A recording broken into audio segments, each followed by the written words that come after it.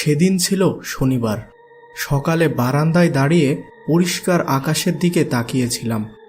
সকালের আকাশের সৌন্দর্য অন্য সময় থেকে একেবারেই আলাদা। এমন সময় মায়ের ডাক শুনতে পেলাম। সকালে নাস্তার জন্য ডাকছেন। নাস্তা শেষ করে স্কুলে যাওয়ার জন্য তৈরি হতে আমি আমার রুমে প্রবেশ করলাম। এমন সময় আমার মোবাইলটি বেজে উঠল। দেখি আমার টিউশন স্যার ফোন দিয়েছে। তিনি জানালেন যে আগামীকালের পড়াটা তিনি আজকে বিকালে পড়িয়ে দেবেন, অর্থাৎ আজকে বিকালে আমাকে একসাথে 2 দিনের টিউশন করা লাগবে। মাকে এই ব্যাপারে জানিয়ে দিলাম, যাতে করে বিকালে আসতে দেরি হলে তিনি যেন আমার ব্যাপারে চিন্তা না করে। এদিকে আমার বান্ধবীটি আমাদের বাসায় চলে এসেছে। আমরা প্রতিদিন একসাথে স্কুলে যাই।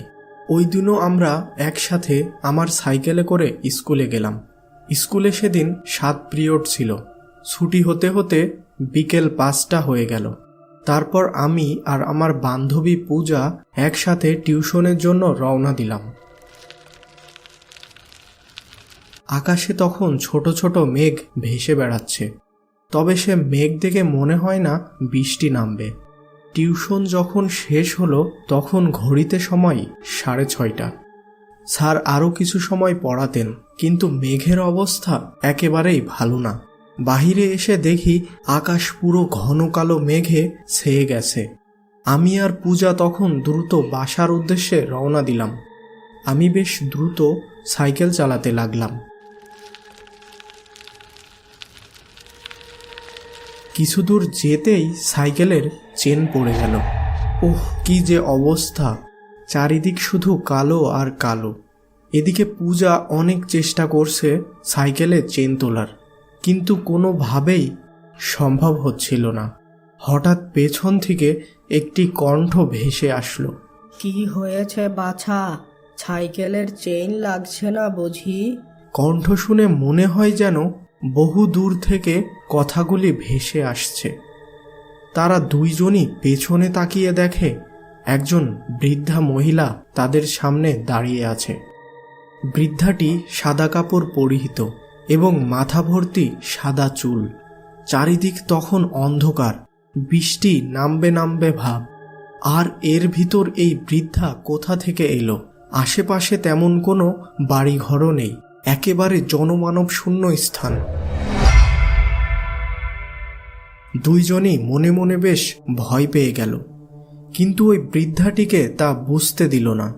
তারা তখন বৃদ্ধার কথায় কোনো প্রকার জবাব না দিয়ে সাইকেলে চেন তোলায় ব্যস্ত হয়ে পড়ল। কিন্তু কিছু সময় চেষ্টা করার পরও তারা কোনোভাবেই সাইকেলের চেন তুলতে পারল না। এদিকে আকাশে 2-3 বার বজ্র গর্জিয়ে উঠেছে, আর সেই বৃদ্ধটি এক দৃষ্টিতে কিছুটা দূর থেকে তাদের দিকে তাকিয়ে আছে। অনেক চেষ্টা করার পরও তারা যখন সাইকেলের চেন তুলতে পারল না, তখন তারা সাইকেল নিয়ে দ্রুত হাঁটা শুরু করে বাসার উদ্দেশ্যে। তারা খেয়াল করে বৃদ্ধাটি একই দূরত্বে তাদের পিছু পিছু হেঁটে চলে আসছে।